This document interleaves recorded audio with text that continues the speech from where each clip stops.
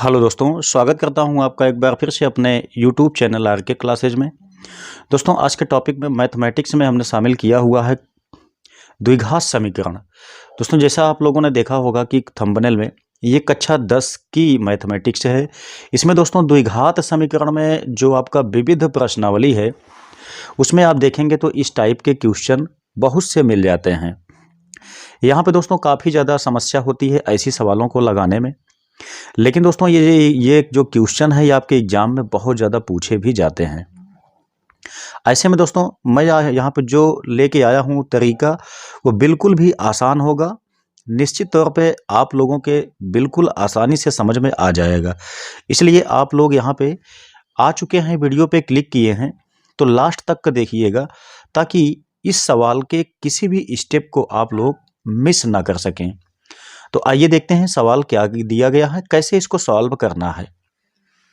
यहाँ पे देखेंगे तो बताया जाता है एक समकोण त्रिभुज के कर्ण की लंबाई उसके आधार की लंबाई से 2 सेमी अधिक है तथा लंब की लंबाई के 2 गुने से 6 सेमी अधिक है।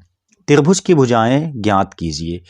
सबसे पहले कहा गया है एक समकोण त्रिभुज के कर्ण की लंबाई उसके आधार की लंबाई से 2 सेमी अधिक है। ठीक है, तो यहाँ पे हमको मानना पड़ेगा। इसके लिए हम मान लेते हैं कि माना कर्ण की लंबाई x है। ठीक है, तो जैसा यहाँ पे कहा गया है त्रिभुज के कर्ण की लंबाई उसके आधार की लंबाई से 2 सेमी अधिक है, यानी जो कर्ण बनेगा, मैं यहाँ पे एक त्रिभुज बनाना चाहूँगा जिससे कि आप लोगों का बिल्कुल आसानी से सब कुछ स्पष्ट हो जाए। यहाँ पे आप देखेंगे मैंने एक त्रिभुज बनाया। चूंकि त्रिभुज समकोण है यहाँ पे पहले ही कहा गया है, तो हम यहाँ से ले लेते हैं ABC नाम के त्रिभुज को। इसमें आप देखेंगे कहा गया है कर्ण की लंबाई जो है वो आधार की लंबाई से 2 सेमी ज़्यादा है। यही बात यहाँ पे बताई गई है। तो जब ये कर्ण जो है आधार से 2 सेमी ज़्यादा है तो जाहिर सी बात है कि ये जो है जो आधार है वो कर्ण से 2 सेमी कम है। ठीक है, यहाँ से आप देखेंगे तो ये बिल्कुल आपका बन गया है।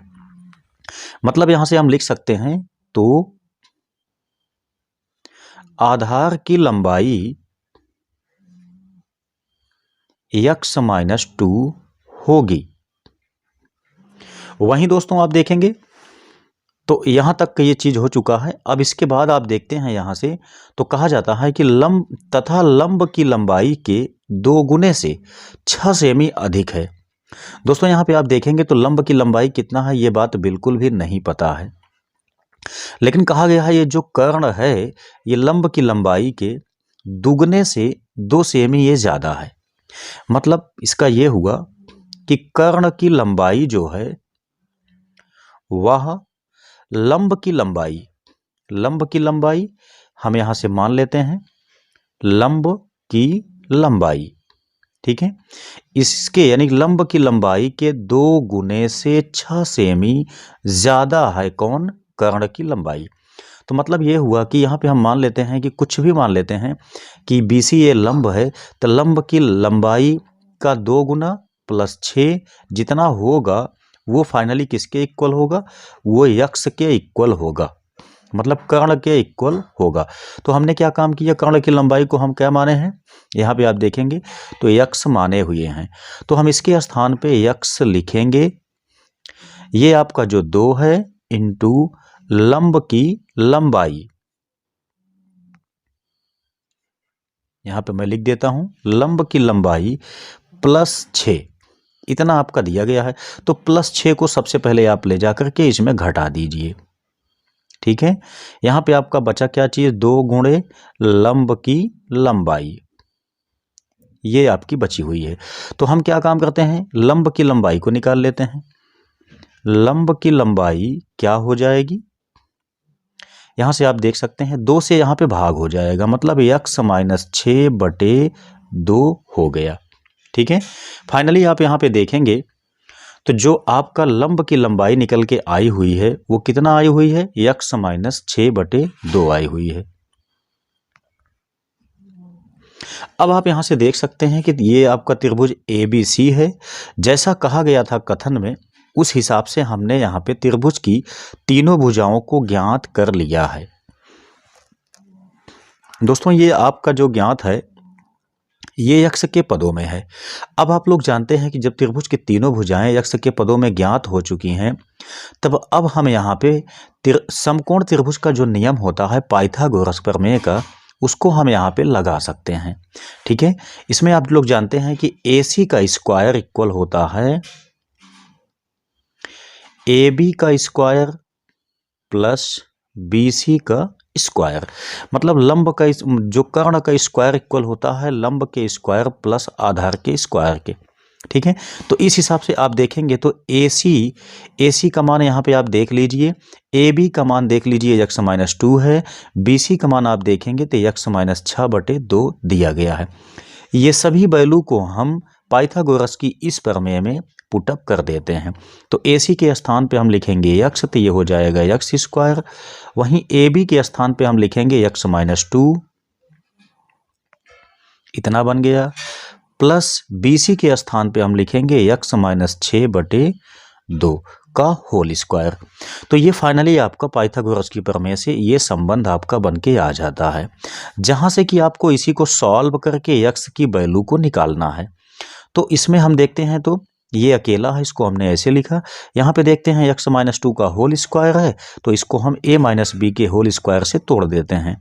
तोड़ेंगे तो ये आपका बनेगा x² प्लस ये हो गया 2 दूनी 4 माइनस ये हो जाता है 2ab से 2 दूनी 4x। वहीं दोस्तों अगर हम जब इसको तोड़ेंगे तो आप देखेंगे x² प्लस 6×6 36 माइनस 6 दूनी 12 x, यानी 2ab यहाँ भी चलेगा आपका। ये नीचे देखेंगे तो 2 दूनी 4, इतना आपका ये बन के आ गया है। अब यहाँ बिल्कुल बहुत आसान तरीके से आप इसको सॉल्व कर सकते हैं। दोस्तों आप लोग जानते हैं कि सबसे ज़्यादा आसान आपका तब हो जाता है सवाल जब आपकी कैलकुलेशन मजबूत होती है तब। ठीक है, अब यहाँ से हम देखते हैं इस सवाल को थोड़ा सा सिंपल ताकि हो जाए। यहाँ पे हम देखेंगे तो x² यहाँ भी है इक्वल में, तो इसको हम यहाँ से काट सकते हैं। जब काटेंगे तो यहाँ पे आपका शून्य बचेगा। अब आगे देखेंगे तो इस 4 को हम यहाँ पे लासा ले लेते हैं, तो ये 4 चौक 16 हो जाएगा। यहाँ पे देखेंगे 4 चौक 16 x प्लस, अब ये सभी के सभी अंश पे चले गए हैं। यहाँ पे हो गया x² प्लस 36 माइनस 12x। दोस्तों यहाँ सबके बटे में आ गया आपका ये वाला 4, जहाँ से कि क्या होगा, अब यहाँ पे अगर हम बटे में 1 मान लें तो इससे यहाँ पे गुणा हो जाएगा, इससे यहाँ पे गुणा हो जाएगा। ठीक है, तो हम देखते हैं यहाँ से कि जब इसका गुणा यहाँ पे करेंगे उसके पहले थोड़ा से काम कर लेते हैं ताकि ये सवाल और भी ज़्यादा आसान हो जाए। अब आप यहाँ पे देखेंगे तो x² इस वाले में केवल अकेला है, तो हमने यहाँ पे इसको x² लिख लिया। यहाँ पे देखेंगे तो ये -16x है, -12x है, इन दोनों को हम जोड़ के लिख लेते हैं चूंकि दोनों माइनस में दिए गए हैं। तो 6 2 8 हो गया, 1 1 ये 2 आ गया, x आ गया। वहीं दोस्तों देखेंगे 16 प्लस 36, इन दोनों को आपस में जोड़ना पड़ेगा। जब हम इनको जोड़ेंगे आपस में तो आप देख सकते हैं ये आपका प्लस में है जो कि 52 आ जाएगा। ठीक है, तो ये आपका बटे में आ गया 4। अब आपके लिए ये सिंपल हो गया है, इसका मल्टीप्लाई आप यहाँ पे कर दीजिए। जब मल्टीप्लाई इसका यहाँ पे करते हैं तब ये 91 में जाएगा, तो माइनस इतना प्लस 52। वहीं दोस्तों जब 4 से 0 में गुणा होगा तो आप जानते हैं कि ये 0 हो जाएगा।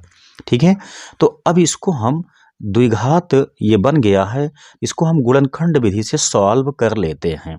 ठीक है, तो सॉल्व करने के लिए आप जो भी तरीका यहाँ पे जानते हैं उसको आप यहाँ पे बड़े आसानी से लगा सकते हैं। तो दोस्तों यहाँ पे आप देखेंगे तो इनको बहुत आसानी से गुणनखंड किया जा सकता है। जैसे हम जानते हैं यहाँ पे कि 52 51 52, तो इसको हमको 2 भागों में तोड़ना है। 26 दूनी 52, 26 दूई 28, तो इसको हम यहाँ से -26x -2x प्लस में ये आपका 52 है, इसको हम तोड़ सकते हैं। यहाँ से आप देखेंगे तो कामन आपका क्या बनेगा, इसमें आपका x कामन बनता है, तो यक्स माइनस 26 एक कोष्टक में आ गया, वहीं माइनस इसमें 2 कॉमन बनेगा तो यक्स माइनस 26 इसमें भी आ जाएगा।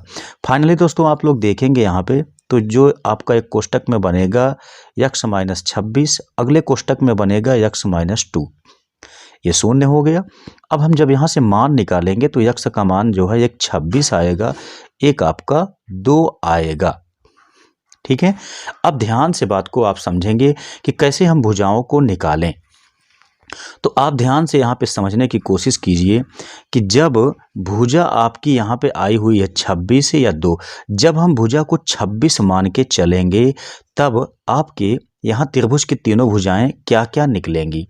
जैसा कि अब आप यहाँ पे देख सकते हैं, हमने यहाँ पे लिया हुआ है कि कर्ण जो है वो 26 है, तो इसका मतलब ये हुआ यक्स है तो यक्स का मतलब ये हुआ कि यक्स की वैल्यू 26 आई हुई है।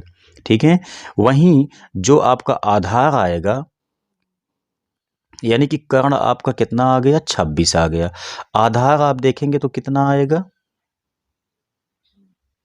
26 में हम 2 घटाते हैं तो ये 24 आपका बन जाता है आधार। वहीं दोस्तों लंब कितना आएगा इसको आप यहाँ से देख सकते हैं, लंब के लिए 26 में से हम 6 घटाएंगे तो बचेगा 20, 20 में हम 2 से भाग देंगे तो आ जाएगा 10। ठीक है, तो लंब आपका 10 आ गया, आधार आपका 24 आ गया, कर्ण आपका 26 आ गया। जब हम 26 लेके चले थे तो जब हम दोस्तों यहाँ पे हम जब 2 लेके चलेंगे कि आपका यक्स की जो वैल्यू आई है 2 आई है, जब हम उसको लेके चलेंगे तब दोस्तों यहाँ पे समकोण त्रिभुज नहीं बन पाएगा। ठीक है, इसलिए हमको 2 वैलिडेट नहीं करना है, केवल 26 को लेकर के ही हमको यहाँ पे आंसर को दिखाना है। ठीक है, तो दोस्तों उम्मीद करते हैं कि ये चीज़ें आपके समझ में आई होंगी। दोस्तों इसके साथ ही साथ और भी ज़्यादा वीडियो को देखने के लिए चैनल को सब्सक्राइब कर लीजिए ताकि आपका हाई स्कूल का एग्जामिनेशन, साथ साथ दोस्तों आपको पता होगा कि मैं इंटर फिजिक्स के जो भी क्वेश्चन बन सकते हैं वो चाहे थ्योरेटिकल हों चाहे वो दोस्तों न्यूमेरिकल हो, सभी टाइप के वीडियोस को अपलोड करता हूं अपने चैनल पे।